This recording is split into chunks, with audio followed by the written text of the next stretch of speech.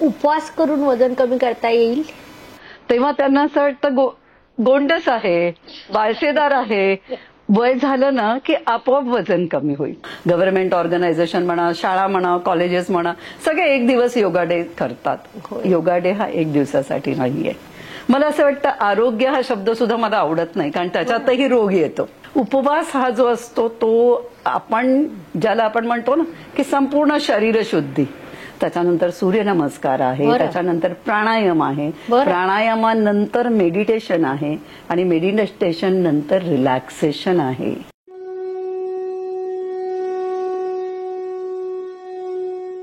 नमस्कार. Health is wealth. 21व्या शतकात जगत असताना आरोग्य सांभाळणं हे अत्यंत आवश्यक आहे. आपण रोज नवीन समस्या, नवीन संघर्ष यांना सामोरे जात असतो आणि या सर्वांमध्ये महत्वपूर्ण काही असेल तर आरोग्य. तुम्हाला प्रश्न पडला असेल ना की आपल्या ॲस्ट्रोलॉजीच्या चॅनलवर मी हे काय बोलते, तर हो, आज आपल्याकडे अत्यंत महत्वपूर्ण अतिथी आलेले आहेत की health is priority of life असं त्यांचं परमनंट स्लोगन आहे. त्यांची ओळख मी करून द्यायला हवी, परंतु मी अजिबात करून देणार नाही, कारण त्या जेव्हा बोलतील त्यांचं ज्ञान तुमच्यापर्यंत पोहोचेल आणि त्या ज्ञानातून आपण त्यांची ओळख करून घेणार आहोत. नुकतंच त्यांचं एक छानसं पुस्तक आलंय, दी रिड्यूस कसं व्हावं, म्हणजे सगळ्यांचा आवडीचा विषय. तर डॉक्टर सुनंदा राठी, आमच्या ॲस्ट्रोगुरू डॉक्टर ज्योती जोशी या चॅनलवर तुमचं मनापासून स्वागत. आमचे प्रेक्षक तुम्हाला ऐकण्यासाठी उत्सुक आहेत, तर आपण आता पुढे बोलूयात. थँक्यू. पण सुरुवातच अशी करूया की आजच्या धकाधकीच्या जीवनामध्ये प्रत्येकाला आरोग्याकडे कुठेतरी दुर्लक्ष होतं. सकाळी उठलं की कामासाठी पळा, आणि त्यांना तुम्ही नेहमीच सांगतात की your health is your priority. तर या स्लोगन मागे तुमचे काय विचार आहेत? ज्योतिताई, प्रायोरिटी हा शब्द जो आहे ना, म्हणजे अरेंजिंग आपल्या टास्क. पण जे करतो त्यांना एका पर्टिक्युलर फॉर्मॅटमध्ये प्रायोरिटी वाईज अरेंज करणे. बरोबर. तर सध्या तुम्ही म्हणलं तसं ह्या जगामध्ये धकाधकीचं जीवन, सतत पळणं, आपण त्याला रजस मोड म्हणतो. म्हणजे कशाच्या तरी मागे आपण पळत असतो. मग तो पैसा आहे, भौतिक सुख आहे, कुठे फ्लॅट घेतला तर बंगला, असं ती एक रेस आहे. आणि या रॅट रेसमध्ये जेव्हा माणूस अडकतो ना, तेव्हा तो काय काय मॅनेज करतो प्रायोरिटीमध्ये. एक तर टाइम मॅनेजमेंट त्याला करायची असते, सक्सेससाठी बिझनेस मॅनेजमेंट करायची असते, फायनान्स मॅनेजमेंट आली आणि फॅमिली मॅनेजमेंट आली. तेव्हा हेल्थ हे त्यांच्या दृष्टीने सगळ्यात खाली प्रायोरिटीमध्ये जातं, कारण त्यांच्याकडे वेळच नसतो किंवा कुठेही टाइम मॅनेजमेंटमध्ये तो प्रकार येत नाही. तेव्हा मला असं वाटतंय की त्यांची सगळी प्रायोरिटी केव्हा बिघडते, हेल्थचा प्रॉब्लेम जो त्यांनी कुठेही एक्सपेक्ट केलेला नसतो की मला काहीतरी होईल, आणि ते झालं की मग ती सगळी प्रायोरिटी बदलते. म्हणून आम्ही नेहमी सांगतो की प्रायोरिटी मध्ये health is the first priority of everybody, म्हणजे सगळ्यांचीच, बरं का. त्याच्यामध्ये कुठलंही वय नाही, हेल्थचा आपण प्रायोरिटी ही दिलीच पाहिजे. म्हणून आमचं ते स्लोगन आहे की health is your first priority. खूपच छान. म्हणजे असं निसर्गाने 99% व्यवस्था अशी केलेली आहे की हे जगातलं सगळ्यात ऑटोमॅटिक सुंदर मशीन आहे. सर्व व्यवस्था अपडेटेड असते. 1% गोष्ट आपल्या हातात असते, आपण ती नेमकी बिघडवतो. तर आज हा बदल सगळ्यांनीच करायचा आहे. मॅडमवरचं बोलणं ऐकल्यानंतर, मॅडम, वाढलेलं वजन हे खूप छान भारदस्त दिसतं आणि बऱ्याच लोकांना त्याचा अभिमान सुद्धा वाटतो. त्यांना काय मार्गदर्शन कराल? वजन आणि भारदस्त आणि त्याचा अभिमान किंवा त्याचा स्वाभिमान ही कल्पना माझ्या योगशास्त्रात बरं किंवा आयुर्वेदात बसतच नाही. तेव्हा भारदस्त असावं माणसाने त्याच्या व्यक्तिमत्वात. आमचं योगशास्त्र जे आहे ते तुम्हाला आत वळवतं, इनर पर्सनॅलिटी डेव्हलपमेंट किंवा इनर इंजिनिअरिंगकडे. तेव्हा भारदस्त दिसणं हे म्हणजे तुमच्यासारखे ज्योतिषाचा अभ्यास करणारे, त्याचं चॅनल तयार करणारे, वेगवेगळ्या लोकांना आणणारं, ते भारदस्त आहे असं मला वाटतं. वजन हे भारदस्त असतंच असं नाही.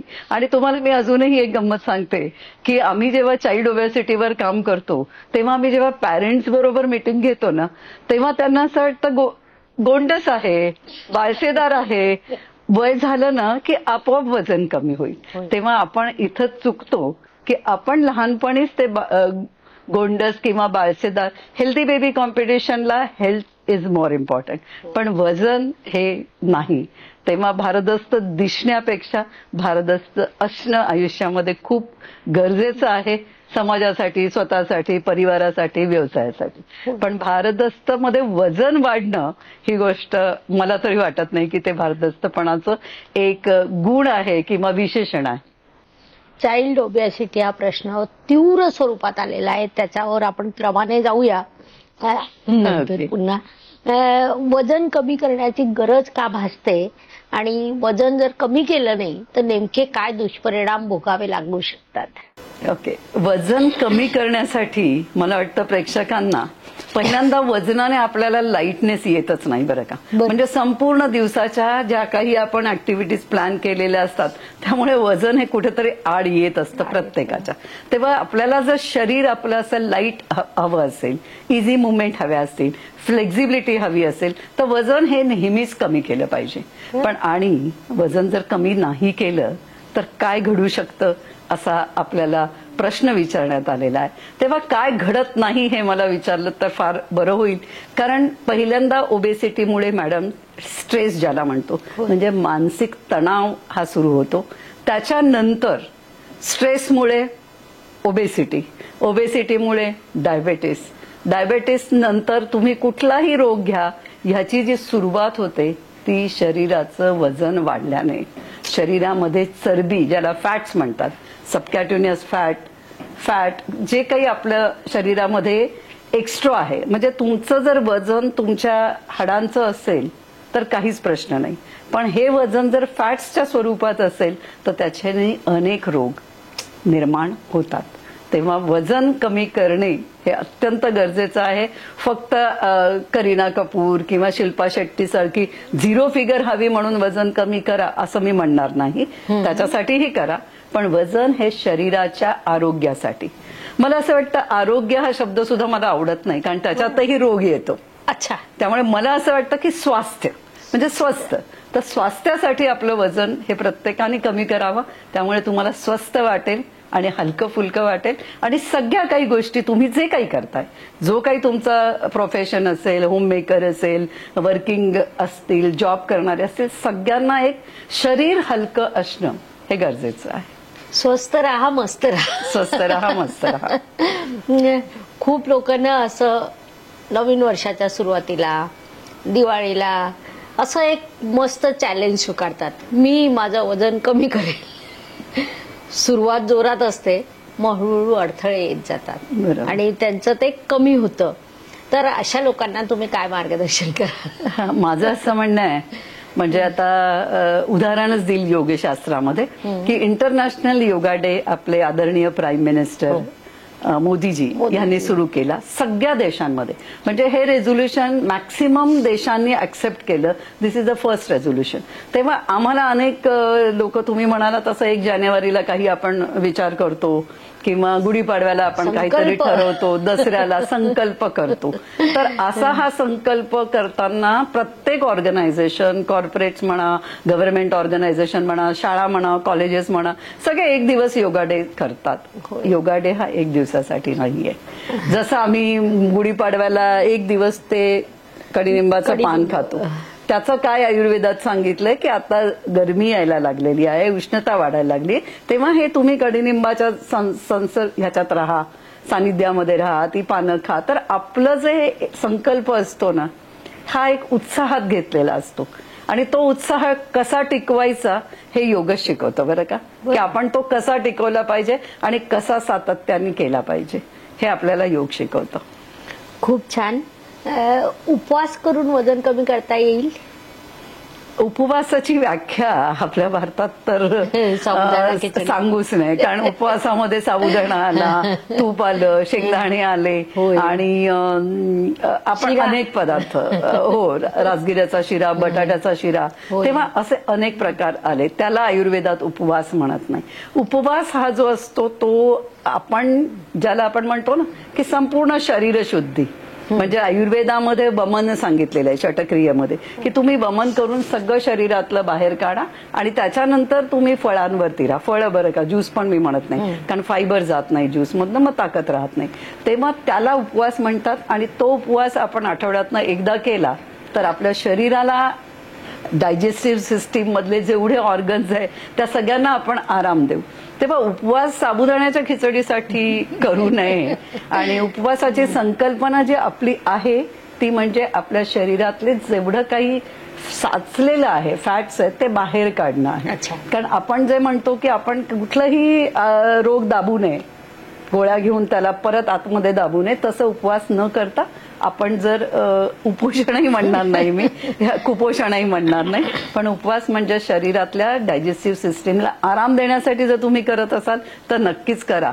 पण उपवासाने वजन कमी होतं याच्यावर माझा विश्वास नाही. कारण उपवास करतानाही आपण खूप खातो आणि उपवास सोडतानाही आपण भरपूर खातो, तेव्हा ते वजन वाढतं. बरोबर आहे, हे सगळंच मान्य. परंतु वजन तर कमी करायचं आहे, मग नेमकं कसं करावं? अगदी मोठा प्रश्न आहे. आपण आयुर्वेद आणि योगशास्त्राचाही त्याच्यामध्ये एकत्र करायला पाहिजे. कारण आयुर्वेदात जर आपण गेलो ना तर दिनचर्या दिलेली आहे बरं का. आणि दिनचर्यामध्ये बायोलॉजिकल क्लॉक येतं. म्हणजे आपण केव्हा उठलं पाहिजे, काय केलं पाहिजे, कसं जेवलं पाहिजे, किती अंतराने जेवलं पाहिजे, काय खाल्लं पाहिजे, हे सगळं दिलेलं आहे. पण हल्लीची दिनचर्या म्हणजे आम्ही योगामध्ये काय म्हणतो, best of west and best of east, ह्याचं कॉम्बिनेशन करा तुम्ही. त्यांचं चांगलं घ्या, डिसिप्लिन घ्या, डेडिकेशन घ्या आणि बाकीच्या आपल्या गोष्टी घ्या. पण आपल्याला ते काही जमलं नाहीये. आपण त्यांच्याकडनं काय काय घेतलंय सगळ्यांनाच माहिती आहे. अदरवाईज झोमॅटो, स्विगी एवढ्या पॉप्युलर झाल्या नसत्या. तेव्हा हे आपण वेस्टचं जे काही घेतलेलं आहे, जंक फूड, पॅकेट फूड्स, ते आपल्याकडे कधीच नव्हतं, कधीही नव्हतं. आपल्याकडे असं होतं की रिहीट पण नव्हतं. म्हणजे केलेलं अन्न गरम करून खाणे मायक्रोवेव्ह सारख्या ह्याच्यात, तेही नव्हतं. तेव्हा आत्ताची जी दिनचर्या बदललेली आहे, खाण्यापिण्याचं भान नाही, झोपण्या उठण्याचं नाही. सो वी शुड फॉलो दिनचर्या आयुर्वेदामध्ये दिलेली, ज्याला बायोलॉजिकल क्लॉक जे आहे त्याप्रमाणे सगळ्या गोष्टी, उठण्यापासून झोपण्यापर्यंत, कसं उठावं, उठल्यावर काय करावं, काय खावं, कसं झोपावं, किती वेळानंतर खावं. खूप हल्ली खाण्याच्या विषयीचे जेवढे प्रकार येत आहेत ना, त्याच्यापेक्षा आपण आपल्या आयुर्वेदाकडे वळलो आणि सात्विक आहार घेतला तर हे सगळं नक्कीच आपोआप जाईल असं मला वाटतं. तर माझं म्हणणं आहे, वळा ना प्राचीन शास्त्राकडे.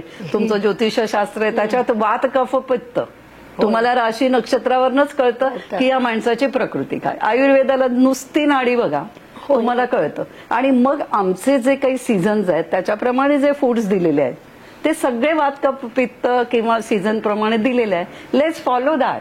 अहो, जग फॉलो करायला लागलंय. ऐकलं ना तुम्ही, हळदीचं त्यांनी आता पेटंट, आणि त्यांनी त्याचा एक दूध हळद मिक्स करून एक ड्रिंक तयार केलेलं आहे. कितीतरी डॉलर्सचे घेतात. आम्ही तर लहानपणापासून हळदीचं दूध बिन साखरेचं पिऊन झोपत होतो रात्री. म्हणजे थोडंसं काही लागलं, खर्चटलं की आई सर्वप्रथम द्यायची त्या हळदीचं दूध. बरोबर. आपल्या ऋषीमुनींनी, आपल्या संस्कृतीने आपल्याला दिलेली सगळ्यात मोठी देणगी म्हणजे योग, आयुर्वेद आणि ज्योतिष. बरोबर. खूपच छान मॅडम. तुमच्या मार्गदर्शनाखाली अनेक लोकांनी वजन कमी केलेलं आहे.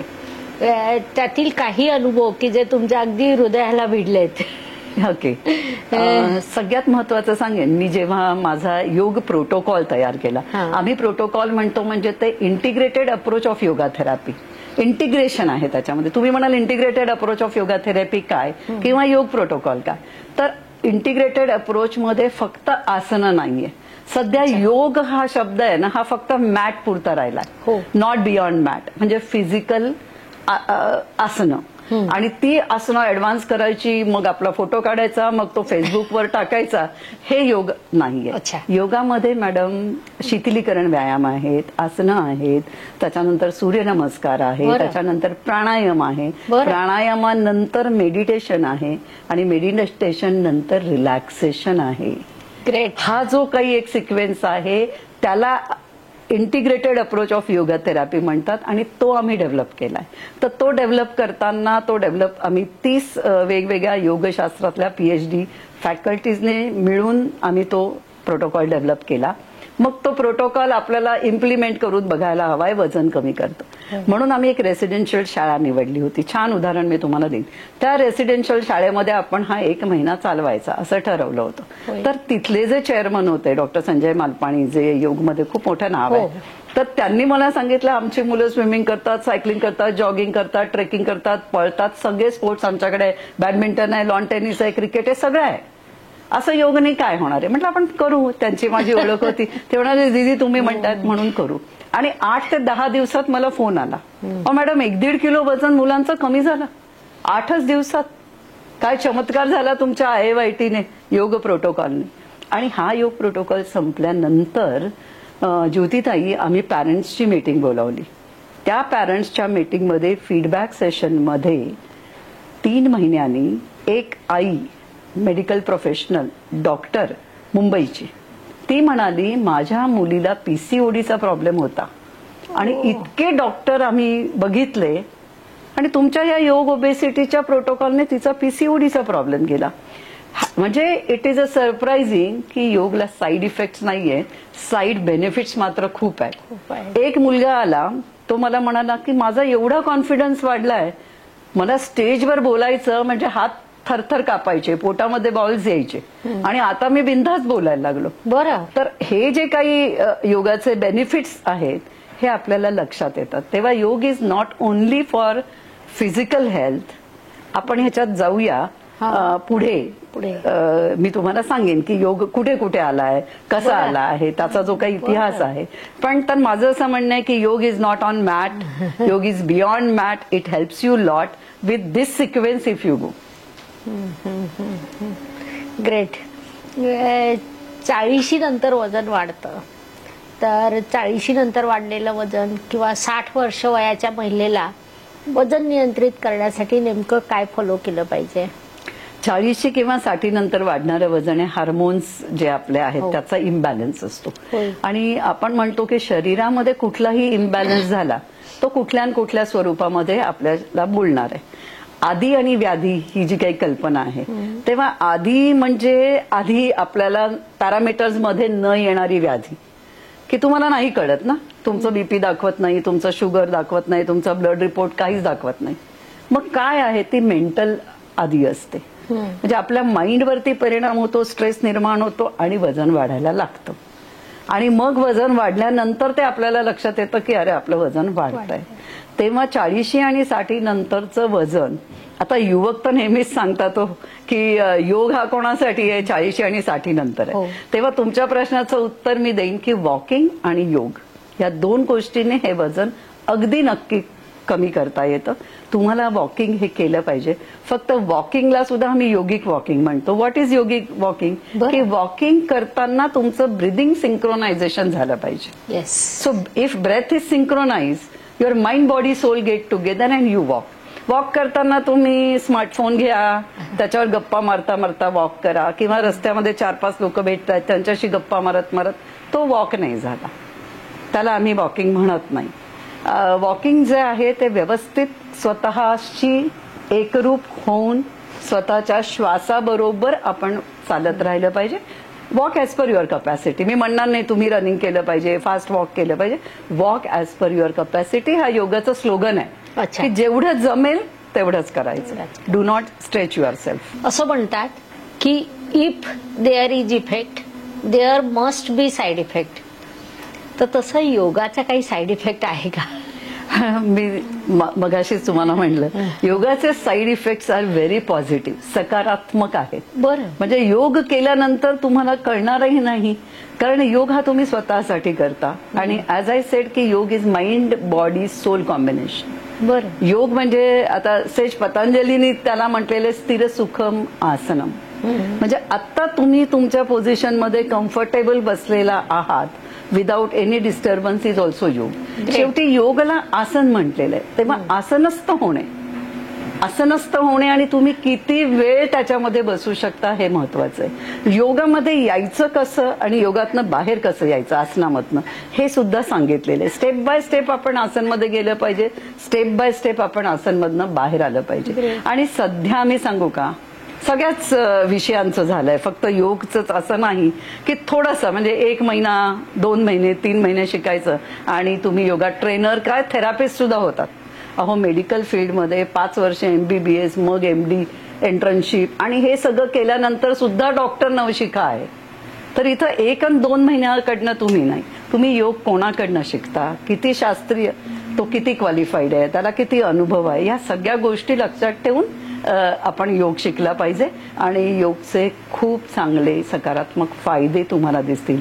फ्लेक्झिबिलिटी वाढते, फुर्ती वाढते, यू आर ऑलवेज, म्हणजे ज्याला आम्ही आमच्या भाषेत चरिष्मा एक असतो ना, की तो माणूस सकाळी अरे मी बघितलं तेव्हा असा फ्रेश होता आणि संध्याकाळी रात्री दिवसभर काम करून सुद्धा याच्या चेहऱ्यावरचं हास्य गेलं नाही आणि काय छान आहे बघ का.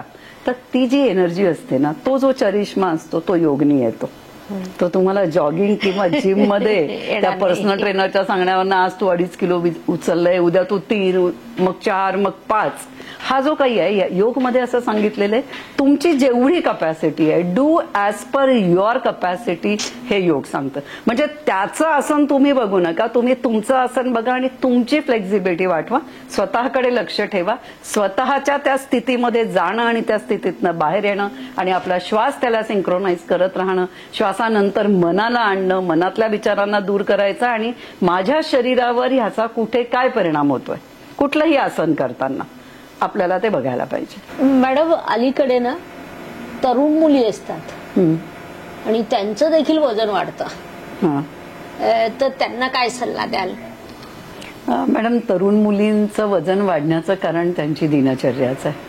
कारण हल्ली सकाळी लवकर उठणे आणि रात्री वेळेवर झोपणे या गोष्टी गेलेल्याच आहेत. म्हणजे त्याला तुम्ही कालबाह्य हा शब्द वापरला तरी चालेल. रात्री जागरण, रात्रीच्या पार्ट्या, रात्रीचा अभ्यास, रात्रीच्या गप्पा, रात्री व्हॉट्सअपवरती बसणे, इंटरनेटचा वापर करणे आणि ह्या सगळ्या गोष्टी मध्ये मध्ये खाणे. तर त्यामुळे तरुणांचं वजन जे वाढतंय ते ह्याच्यामुळेच वाढतंय आणि ही दिनचर्या त्यांना सोडायला सांगणं पण थोडंसं अवघड आहे. म्हणजे सकाळी अलार्म लावतात उठण्यासाठी पण स्नूज, म्हणजे आपला हात झोपेतच साच पडून ते स्नूजवर जातो आणि तो बंद करतात. आणि योग मध्ये आल्यानंतर तुम्हाला अलार्मची गरजच पडत नाही ना, तुम्ही आपोआप सकाळी उठता. म्हणजे आम्ही प्रत्येकाला सांगतो, सगळे म्हणतात आम्हाला सकाळपासून खूप घाई असते, खूप काम असतात, मग आम्ही संध्याकाळी योग केला. म्हटलं ते संध्याकाळी येणारच नाही. आधीसारखा थोडी तो संधिकाल आहे की तो वेळेवर आपण पाळणार आहोत. तेव्हा योग हा सकाळी जर केला, सर्व तरुण, तुम्ही जर 7ला उठताय तर तुम्ही 6ला उठा आणि योग अभ्यास करा. हीच त्याच्यासाठी माझ्याकडे तर एकमेव उपाय आहे. कारण हल्ली वेगवेगळे औषधं घेतात, त्याच्याने वजन कमी करतात, सर्जिकल प्रोसेस करतात, होय, की अन्न कमी जावं. ह्या सगळ्या गोष्टींचा परत तुम्ही बघाल तर वजन तुम्हाला वाढलेलं दिसतं. कारण जोपर्यंत तुम्ही ते पाळताय तोपर्यंत ते ठीक आहे, पण ते तुम्ही सोडल्यानंतर तुमचं वजन जे वाढतं ते जास्ती वाढतं. सर्जिकलच्या तर कितीतरी केसेस आहेत की ज्यांनी ती सर्जरी करून घेतलेली आहे की आमची अन्ननलिकाच आम्ही कमी करून त्याच्यातनं अन्न कमी जाईल आणि आमचं वजन कमी वाढेल. त्यापेक्षा तुम्ही स्वतःवर संयम आणा, संकल्प करा आणि संयम आणा. आणि संयमासाठी सुद्धा योगमध्ये जे मेडिटेशन ब्रीदिंग टेक्निक्स आहेत त्याच्यामुळे तो संयम कसा असावा. कारण तुम्हाला योग हा तमस टू रजस, रजस टू सत्वाकडची वाटचाल आहे. शेवटी निर्वाणाकडे जायचंय, मोक्षाकडे जायचंय. तेव्हा संयम हा योगनी येतो. आणि हल्ली तरुणांचं तुम्ही एक बघाल तर ते रिॲक्टिव्ह मोडमध्ये असतात. म्हणजे आता तुम्ही जर आई आहात आणि तुम्ही मुलाला सांगितलं आमच्या काळात तू विसर्ग तो काळ, आत्ताचा काळ वेगळा आहे, तेव्हा त्यांची जी रिॲक्शन असते that reaction also increases their fats. You should be responsive. एक क्षण, म्हणजे तुम्हाला आठवत आहे का आपले वडील लहानपणी कसं सांगायचे, अगं श्वास घे किंवा थोडंसं पाणी पी मग बोल. दिस इज व्हॉट रिस्पॉन्स. आणि रिॲक्ट काय, वाक्य संपायच्या आधी बोलणं, ही रिॲक्शन आहे. तर त्याच्यामुळे सुद्धा तुमच्यामध्ये अग्रेसिव्हनेस येतो, उष्णता वाढते आणि वजन वाढतं. तेव्हा तरुणींना तर माझा सल्ला असाच आहे की रात्री लवकर झोपा. तुम्ही तुमच्या आयफोन तो आहे माझ्याकडे आणि त्या आयफोनला तुम्ही समजावून घेता, पण शरीराला कधी समजावणार. आमच्या सिस्टीम्स आहेत ना, रेस्पिरेटरी सिस्टीम आहे, डायजेस्टिव्ह सिस्टीम आहे, एंडोक्राइन सिस्टीम्स आहे. या सिस्टीम कशा वर्क करतात ही शरीर रचना आम्हाला बायोलॉजीमध्ये इंटरेस्ट नाही, आम्हाला अॅनाटॉमी काय करायची आहे, शरीर चाललंय ना. तुम्ही मगाशी म्हणालात निसर्गाने जेव्हा हे शरीर दिलेलं आहे, निसर्गाने याच्यामध्ये हिलिंग पॉवर्स दिलेले आहेत. होय. आणि या हिलिंग पॉवर्स ही ऊर्जा तुम्हाला शरीरातनं मिळते. तेव्हा पटकन औषधं घेणं याच्याही आम्ही काही ॲलोपॅथीच्या अगेन्स्ट नाहीये, पण माझं असं म्हणणं आहे की आधी शरीर समजवा. आयुर्वेदाने तुमच्या शरीरातल्या ज्या काही छोट्या छोट्या गोष्टी आहेत त्या जाऊ देत ना. म्हणजे लहानपणी माझे वडील आयुर्वेदाचार्य होते. बरं. मी आयुर्वेदाचा अभ्यास असा केला नाही, पण त्या वातावरणात वाढले ना. बरं. डोकं दुखतंय, सुंठ लाव. कान दुखतोय, हिंग कापसात ठेव आणि कानात ठेवा. दातात मधनं कळ येते, लवंग. हे अशा गोष्टीत आम्ही मोठे झालो. आणि ताप आला तर लंघन कर. लंघन म्हणजे काय? काहीच खाऊ नकोस. तुम्ही मग अशी उपवास म्हणाला ना, तर लंघन कर. लंघन कर म्हणजे डोंट ईट एनिथिंग. थंड पाण्याने तुम्ही स्पंज करा आणि चादर पांघरा, तुमचा ताप पळून जाईल. हल्ली खुट झालं की गोळी, ऍस्प्रिन डिस्प्रिन. मी नेहमी म्हणते की तुम्ही जर छोट्याशा डोकेदुखीवर ऍस्प्रिन घेतली तर तुम्हाला जेव्हा मायग्रेन होईल तेव्हा त्या ऍस्प्रिनचा काही उपयोग होणार नाही हो. कारण शरीराला ती तुम्ही जसं बाकीचं घेताय तशीच सवय. तेव्हा तरुणींनी त्यांची दिनचर्या बदलावी, योगाकडे वळावं. कारण अजून एक वाक्य तुम्हाला मी मगाशी बोलली की तरुण पिढीला मात्र वाटतं की योग हा 40, 60 सिनियर सिटीजन किंवा काही झाल्यानंतर करण्याचा आहे. आमचं म्हणणं काही न होण्यासाठी योगाकडे वळा आणि तो मार्ग तुम्ही निवडा. आपली संस्कृती खरंच खूप महान आहे. म्हणजे जसं तुम्ही आता हेल्थसाठी सांगितलं तसंच आमच्या ज्योतिषशास्त्रात छोटे छोटे उपाय आहेत. आज प्रत्येक घरात योग पोहोचलं पाहिजे आणि प्रत्येक घरात ज्योतिष पोहोचलं पाहिजे. म्हणजे जसं योगाने छोटे छोटे उपाय करून आपण, योगाने असं नाही, आयुर्वेदाने अनेक आजार घरातच संतुलित होत होते. आणि त्याच पद्धतीने ज्योतिषामध्ये सुद्धा असे छोटे छोटे उपाय आहे की जे घरच्या घरी केले तर तुम्हाला तज्ञाकडे जायची अजिबात गरज पडत नाही किंवा क्वचित पडते. ऍब्सोल्युटली. मॅडम माझा थोडा ज्योतिषाचा अभ्यास आहे, त्याच्यावरनं मी तुम्हाला असं सांगेन की ज्योतिषशास्त्रामध्ये काही ग्रहांच्या युत्या त्या कुठेतरी असणे किंवा त्याच्यावर ग्रहाची दृष्टी येणे आणि त्याच्यात अंतर्दशा वगैरे येणे आणि नवमांश, हे सगळं बघून आपल्याला एखादा रोग हा पॅरामीटर मध्ये येण्याच्या आधी प्रेडिक्ट करता येतो. बरं का? म्हणजे लहानपणी तुम्ही सांगू शकता अरे बुध केतू आहे ना, त्याला स्किन अलर्जी आहे, किंवा मिथुन रास बिघडली आहे ना, घसा सांभाळा. म्हणजे आमचं बीपी पॅरामीटर बघायला नको किंवा आमचे ब्लड टेस्ट करायला नको किंवा कुठलेही स्कॅनिंग आणि MRI करून खर्च करायला नको. ज्योतिषशास्त्र तुम्हाला कधी हा रोग होऊ शकतो आणि योगशास्त्र तो रोग होऊ नये म्हणून तुम्ही काय करा हे सांगतं. असं हे आयुर्वेद आणि ज्योतिष आणि योग ही आमची प्राचीन संस्कृती, प्राचीन शास्त्र, ज्याचा अभ्यास तुम्ही रिसर्च पेपर बघाल ना मॅडम, तर सगळ्यात जास्त योगाचे रिसर्च पेपर वेस्ट कडनं आलेले. आमच्या लोकांना नंतर कळतं की अरे अरे अरे ते तर आपणच करत होतो. तोपर्यंत त्यांनी रिसर्च करून तो पेपर पब्लिश करून पेटंट घेतलेलं असतं. तेव्हा ऍस्ट्रॉलॉजीमध्ये सुद्धा रिसर्च करायला पाहिजे आणि करतोय. आता मी पुढे सांगेन तुम्हाला. ऍस्ट्रॉलॉजीमध्ये रिसर्चची सगळ्यात जास्त संधी आणि सगळ्यात जास्त स्कोप आहे. बरोबर. आम्ही आता जे जे पद्धती शोधलं आणि सगळ्यात प्रथम त्याचं कॉपीराईट घेतलं. Very good. So you are smart and with the time. कारण कॉपीराईट ही ज्योतिषशास्त्राचा आपली एवढी मोठी पॉवर आहे, आपण तिथे कॉपीराईट घेतच नाहीये. आणि मग वेस्टकडच्या लोकांनी जेव्हा ते घेतील तेव्हा आपण सांगू नाही नाही हे शास्त्र आमचं आहे, त्याला काही अर्थ नाही. खूपच छान. प्रेग्नन्सी नंतर सुद्धा स्त्रियांचं वजन खूप वाढतं आणि त्यांना जर ते कमी करायचं असेल तर त्यांच्याकडे नेमकं काय काय उपाय आहे, दिनचर्या कशी असावी, आहार कसा असावा, असं एक शॉर्ट मध्ये आपल्याला त्यांना देता येईल? हो, देता येईल ना. मग प्रेग्नन्सीमध्ये काय होतं की खाणं पिणं आपल्या पद्धतीने जे घेतलं जातं आणि आराम करायचा, म्हणजे त्यांनी बाहेर यायचं नाही, ती आधीची गोष्ट होती. आता तसं नाहीये. आता मुली काम पण करायला लागलेल्या आहेत. पण प्रेग्नन्सीमध्ये थोडी स्थूलता येते. तो नवीन जन्मच असतो. ती निसर्गाची आपल्यावर असलेली एक कृपा आहे. पण त्याच्यातनं बाहेर येण्यासाठी तू 3 महिने व्यायाम करू नको किंवा हे सगळं चुकीचं आहे. अगदी शीतलीकरण व्यायाम असतात. म्हणजे झोपल्या झोपल्या तुम्ही पाय वर करणे, पाय खाली करणे, हाताचे व्यायाम करणे, डोक्याचे. आता कॉर्पोरेट वर्ल्डमध्ये जे असतं ना की तुम्हाला वेळच नाहीये म्हणून आम्ही वर्क योगा देतो, म्हणजे चेअर योगा. तसं प्रेग्नंट ज्या बायका आहेत त्यांनी प्रेग्नन्सीमध्ये काय केलं पाहिजे, आफ्टर डिलिव्हरी काय केलं पाहिजे, फर्टिलिटीच्या प्रॉब्लेमवर सुद्धा योग आहे. जसं मी तुम्हाला सांगितलं पीसीओडीवर आहे, फर्टिलिटीवर आहे. प्रेग्नंट असताना कुठले योग केले पाहिजे, त्याचा तुमच्या त्या कन्सीव्ह झालेल्या त्या मुलाला किंवा मुलीला कसा उपयोग होतो त्याच्यासाठी योग आहे. सगळ्यासाठी योग आहे आणि तो फक्त केला पाहिजे, योगाचा योग आणला पाहिजे. ब्रीदिंग टेक्निक्स खूप चांगल्या आहेत जे आपण. खूपच छान. म्हणजे आपण इथपर्यंत पोहोचलो की प्रत्येक वयाच्या प्रत्येक स्त्रीने प्रत्येक पुरुषाने योगा केला पाहिजे. मान्य. सुरुवात केव्हा करावी? सुरुवात ती कल्पना जी आहे ना ती फक्त डोक्यात आहे की सिनियर सिटीजननी योग करावा. हल्ली 5 वर्षाच्या मुलापासून योग सुरू होतो. म्हणजे 5 वर्षाची मुलं भगवद्गीता सुद्धा म्हणतात आणि योग सुद्धा करतात. तेव्हा वयाच्या 5व्या वर्षापासून तुम्ही योग करू शकता. आम्ही एक योगा इन्स्ट्रक्टर कोर्स चालवतो, कम्प्लीट इनर इंजिनिअरिंगचा आहे.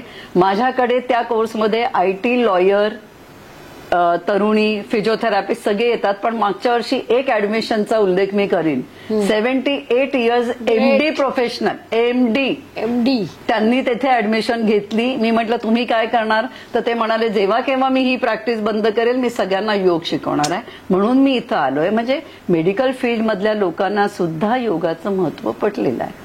IIM मध्ये ह्याचे रिसर्च चालू आहे, निमान्समध्ये रिसर्च चालू आहेत योगवरती. आणि आम्ही स्पेशल चिल्ड्रनवर मॅडम खूप काम करतोय.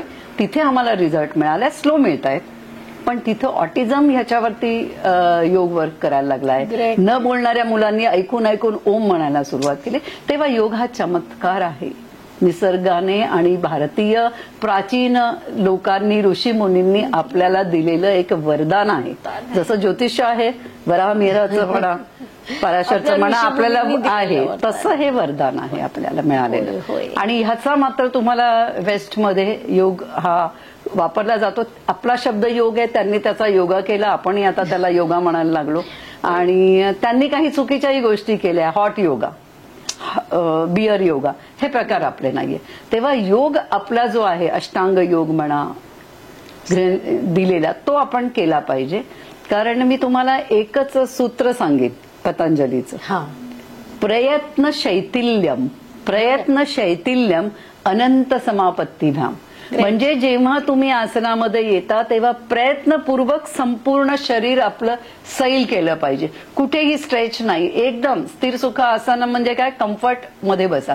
तर प्रयत्नपूर्वक शीतलता आणणे, तर तुम्ही त्या अनंत समापत्तीकडे वळणार आहात. तेव्हा आपण जी काही कामं करतो ना, जी काही कामं म्हणजे आता तुम्ही हा इंटरव्ह्यू घेताय, हे पॉडकास्ट करताय, ह्याच्यामध्ये जेव्हा शैथिल्य आहे ना तेव्हा ते शैथिल्याने जर आपण ते केलं तर ते किती नॅचरल होतं हे तुम्हाला माहिती. पण आपण जर ते स्ट्रेस घेऊन करत, तर योग करताना तुम्हाला शीतलता शरीरामध्ये आणायची, शैथिल्य आणलं पाहिजे, हे त्याचं गमक आहे आसनाचं. खूपच छान. आज आपण खूप छान गप्पा केल्या, चर्चा केली. योग, आयुर्वेद आणि ज्योतिष हे आपल्या ऋषीमुनींनी आणि आपल्या संस्कृतीने दिलेलं वरदान, त्याच्यावर आपली छान चर्चा झाली. आता आपण ना थोडा वेगळा प्रकार करूया. ओके. रॅपिड फायर प्रश्न विचार करायचा नाही. त्याच्या आधी मला असं वाटतंय की प्रेक्षकांना हवं असणार आहे की तुम्ही एकतरी आम्हाला युक्ती सांगा की आमचं वजन कसं कमी होईल. येस, टीप नाही दिली तर ते पण त्यांना खूप माझी रिक्वेस्ट आहे की ते तुम्ही नंतर मॅडमना चॅनलवर कळवणार केल्यानंतर. कारण ते केलं पाहिजे. ते केलं नाही तर काही उपयोग नाही. तर मॅडम एक सूर्य नाडी असते आपली, ज्याला पिंगला नाडी म्हणतो आपण ज्योतिषामध्ये. तर अनुलोम विलोम माहिती आहे की डावीकडनं घेणे, उजवीकडनं सोडणे, उजवीकडनं श्वास घेणे आणि डावीकडनं सोडणे. तर ज्यांना वजन तुम्ही रॅपिड फायर म्हणाला, रॅपिडली कमी करायचंय बरं का, त्यांनी ही सूर्य नाडीचं जर श्वसन केलं, सूर्य भेदन म्हणजे भेद करणे आणि आपली पिंगला नाडी ऍक्टिव्हेट करणे, शरीरामध्ये उष्णता निर्माण करणे. तर हा जो व्यायाम आहे त्याच्यामध्ये आपली जो डावा हात असतो त्याची चिन्मुद्रा तुम्ही पण करू शकता माझ्याबरोबर. आणि ह्याची तुम्ही ही मुद्रा करायची आहे, म्हणजे 2 असं.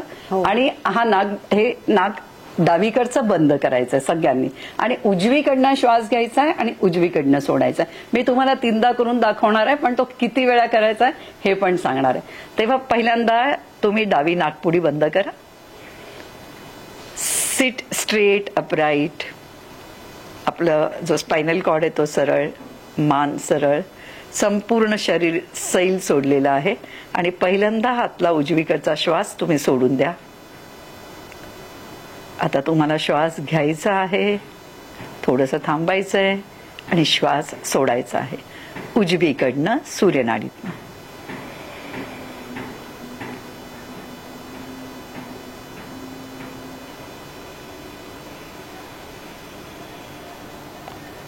श्वास घेण्याच्या वेळेपेक्षा श्वास सोडण्याचा वेळ जास्ती पाहिजे. No stress, smile on your face, breathe in and breathe out.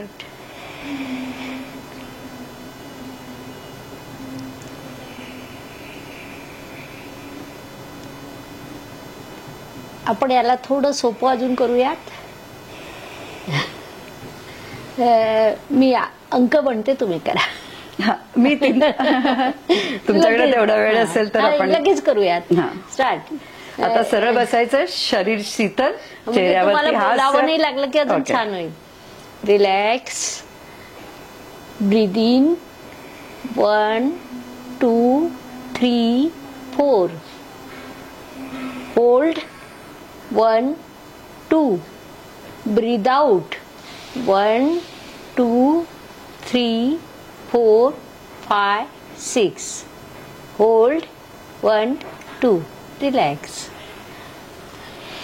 तर हे सुरुवातीला तुम्ही 9 वेळा करायचंय. आणि केव्हा करायचंय? जेव्हा जेव्हा तुम्ही खाणार आहात, मग ते ब्रेकफास्टच्या आधी, लंचच्या आधी आणि डिनरच्या आधी. प्रत्येक खाण्याच्या आधी जर तुम्ही सूर्यनाडीचं केलं, सुरुवात 9 करा, 18 करा आणि मग 27 पर्यंत न्या. याच्यामुळे आपल्या शरीरामध्ये उष्णता वाढते, त्यामुळे बर्निंग फॅट्स जे असतं ते होतं. म्हणजे आधीचे लोक ना बघायचे जेव्हा, आता कसं आहे वेळ झाली की जेवतात. आधीची लोक म्हणायचे अरे सूर्यनाडी ऍक्टिव्हेट झालीये का, भूक लागलीये, आपले डायजेस्टिव्ह फायर ऍग्रिव्हेट झालेले, आता आपण जेवा. तर आता हे जर आपण केलं तर तुम्ही ह्याच्यावरती पेपर वाचू शकता, रिसर्च पेपर. माझ्या ह्याच्यातही एक रिसर्च मी तो पब्लिश केलेला आहे रेड्यूस ह्या पुस्तकामध्ये. तर तुम्ही हे जर केलं तर काही न करता फक्त जेवायला बसल्यानंतर, आणि आधी तुम्हाला माहितीये ते बदनी कवल घेता नाम घ्या, हे का म्हणायला लावायचे, तर तुमचा श्वास जो आहे ना तो आणि तुमची डायजेस्टिव्ह सिस्टीम ही एका सिंक्रोनाइज झाली पाहिजे. म्हणजे शांतपणे बसल्यानंतर खाणे, मोबाईलवर बसू नका. एक श्लोक म्हणा जो येत असेल तो. अन्नाला तुम्ही ब्रह्म माना आणि सूर्यनाडीचं श्वसन करून मग तुम्ही जेवा. वेळ काढा, तेवढा तुम्हाला उपयोग होणार आहे. मला तर झालेलाच आहे. मॅडम तुम्ही खूप छानच सांगितलं. या उपाय नक्की करावा, नक्की करावा. महिलांनी, पुरुषांनी, सगळ्या वयोगटातल्या व्यक्तींनी करावा. आणि तुम्हाला आलेले अनुभव कमेंट करा. ते कमेंट जर 1000 झाले तर आपण मॅडम यांना पुन्हा आमंत्रित करू आणि त्यांच्याकडून अजून पुन्हा अशा टिप्स नक्कीच घेणार आहोत. या सर्वांमध्ये अजून एक प्रश्न विचारते. आपण हे जे 9, 18, 27 हा जो आता विषय दिला, तर याचं 9 चरण आणि 27 नक्षत्र. ऍब्सोल्युटली.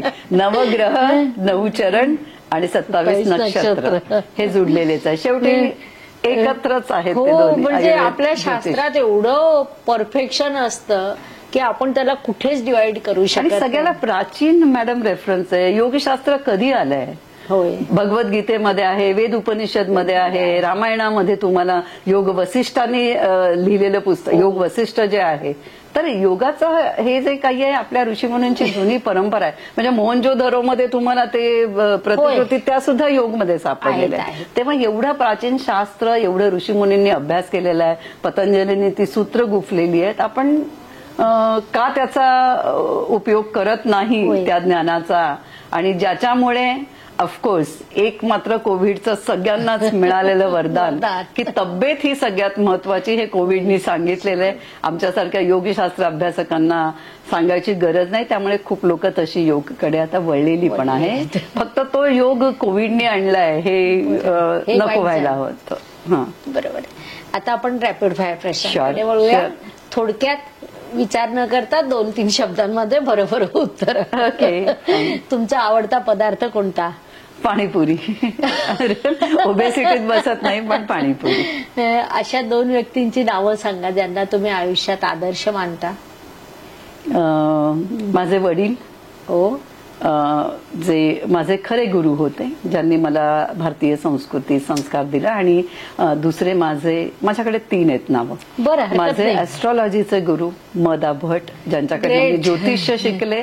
म्हणजे त्यांनी मला 1 to 1 ज्योतिष्य शिकवलं. डिग्री तर मी घेतलीच होती फलज्योतिषाकडनं, पण त्यांनी शिकवलं. त्यांना मी आदर्श मानते. त्यांना मी अवलियास म्हणायचे. म्हणजे ते एक स्वरूपानंदांच्या सानिध्यात राहिले. आणि तिसरे माझे सामाजिक गुरु रामकुमार राठी, ज्यांनी मला समाज कार्य करताना काय भान ठेवलं पाहिजे हे शिकवलं. तेव्हा या 3 व्यक्ती. ग्रेट. तुम्ही जर राजकीय पक्ष काढला तर त्या पक्षाचं नाव काय ठेवाल? आणि हे उत्तर द्यावंच लागेल. योग आणि याच्यामध्ये आल्यावर राजकीय पक्ष किंवा त्याची वाटचालही करायची तयारी नाही, पण उत्तर द्यायचंच असेल तर काढला तर मी ऊर्जा नाव देईन. मस्त. आयुष्यात सर्वात जास्त दुःख कधी झालंय? ओहो, जेव्हा माझ्या सासूबाई, शी वॉज माय आई, when I lost her due to cancer. Okay. ते दुःख आजही मी विसरले नाही. अनेक वर्ष झाली. आणि नंतर माझे वडील गेले तेव्हा आय थॉट की I lost my mentors in life. आयुष्यात सगळ्यात जास्त आनंद केव्हा झाला? आनंद डबल MA झाले. बर. मा पहिल्यांदा कन्यारत्न आणि नंतर पुत्ररत्न. बर. That was the my happiest moment of life. मस्त मस्त. जर देवाने तुम्हाला 1000 वर्ष जगण्याचं वरदान दिलं तर ते स्वीकाराल का? आणि समजा स्वीकारलं तर त्या 1000 वर्षांचं काय कराल? 1000 वर्ष तर मी नाही स्वीकारणार. बर. पण 100 वर्ष योगमुळे मी जगेन असं मी देवाला सांगते. आणि माझ्या आता हा जर वानप्रस्थाश्रम सुरू झाला असेल तर सगळ्यांनी आयुष्यामध्ये हेल्दी आणि हॅपी या 2 गोष्टींकडनं आपण दूर चाललेलो आहोत. हॅपीनेस कशात आहे तर आमचा सगळा भौतिक याच्यात, आणि हेल्थ आम्ही निग्लेक्ट करतोय. तेव्हा हेल्दी आणि हॅपी जर राहायचं असेल तर देवाने मला 100 वर्ष दिली तर त्याच्यासाठी मी नक्की काम करेन. खूपच छान. आवडतं योगासन कुठलं? आवडतं शवासन. Relax in life wherever you are. या सगळ्या वाटचालीतनं आपल्या अचानक अनपेक्षितपणे खूप वेगळ्या मोठ्या चांगल्या व्यक्तींची भेट होते. तर अशी कोणती भेट आहे की जी तुम्ही कधीही विसरू शकणार नाही? व्यक्ती भेटण्यापेक्षा सप्तपदी बरोबर चालताना ज्याचा साथ मला मिळाली ते माझे मिस्टर डॉक्टर सुरेंद्र राठी यांनी मला माझ्या प्रत्येक ऍक्टिव्हिटी, म्हणजे मी काय नाही केलं, मी शिक्षणाकडे वळले. एक तर बीकॉम फक्त झाले होते, सासूबाईंमुळे डबल PhD केली, पण त्यांनी जी मला पदोपदी साथ दिली आहे ना, म्हणजे सप्तपदी बरोबर न चालता आयुष्यभर जी साथ दिली आहे, तर त्यांचं क्रेडिट खूप मोठं आहे असं मला वाटतं. आणि व्यक्ती मला अनेक भेटल्या मॅडम. डॉक्टर HR नागेंद्र, जे नरेंद्र मोदींचे योगगुरू आहेत, ते मला PhD ला गाईड लावले. आनंददायक क्षण. आणि ते खरे योगी येतो, खरे योगी. त्यांना भेटून जो आनंद मिळाला, जो मला ज्योतिषाचे गुरु मदा भटांना भेटून मिळाला होता, रामकुमार राठींना भेटून मिळाला, तो ह्या HR नागेंद्रांना भेटून. आणि तुमचा रॅपिड फायर आहे, पण आता पुण्यात त्यांना एका कार्यक्रमाला बोलवलं होतं चीफ गेस्ट, तर त्यांनी मला फोन करून सांगितलं त्यांच्या हॉटेल अरेंजमेंटमध्ये मी राहणार नाही सुनंदा, मी तुझ्याबरोबर राहणार. तो क्षण मस्त. एक स्त्री म्हणून, महिला म्हणून आपण अनेक नाती निभावतो. तर या सर्व नात्यांमध्ये सगळ्यात किचकट आणि कॉम्प्लिकेटेड नातं कोणतं? किचकट आणि कॉम्प्लिकेटेड नातं स्वतःच. बर. स्वतःच्या मनामध्ये आलेले विचार, स्वतः दुसऱ्यांविषयी करायचे विचार, दुसऱ्यांना आपण समजून न घेता त्यांच्या मनात काय चाललं. तर किचकट नातं मला असं वाटतंय की जे काही सगळं बिघडतं ना ते आपल्या मनाच्या विचारांनी.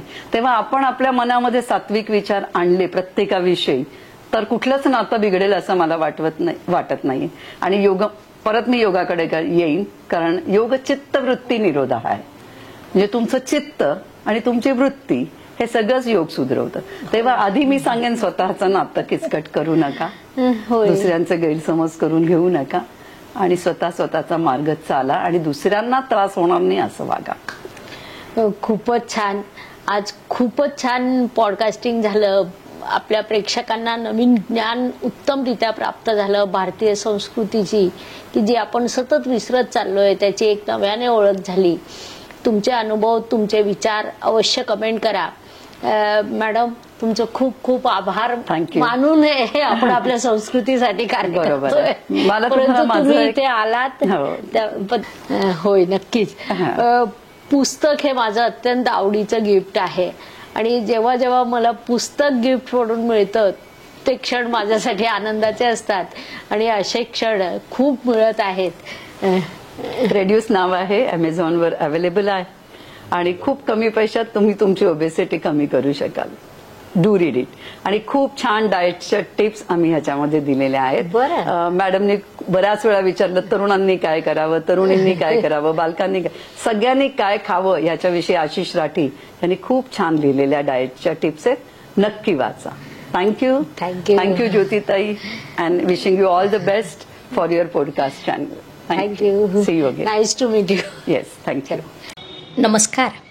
शास्त्राचा अभ्यास करण्यासाठी माझी मराठीतून 11, हिंदीतून 2 अशी पुस्तकं प्रकाशित झाली आहे. विशेष बाब म्हणजे मी स्वतः संशोधित केलेली ज्योती जोशी पद्धती अर्थात जे पद्धती या विषयावर स्वतंत्र ग्रंथ उपलब्ध आहे, त्याचा देखील लाभ घ्यावा. यूट्यूबची कार्यप्रणाली ही मुख्यतः लाईक, शेअर आणि सबस्क्राईबवर चालते. Please like, share and subscribe the channel. धन्यवाद. शुभम भवतु. जय ज्योतिष.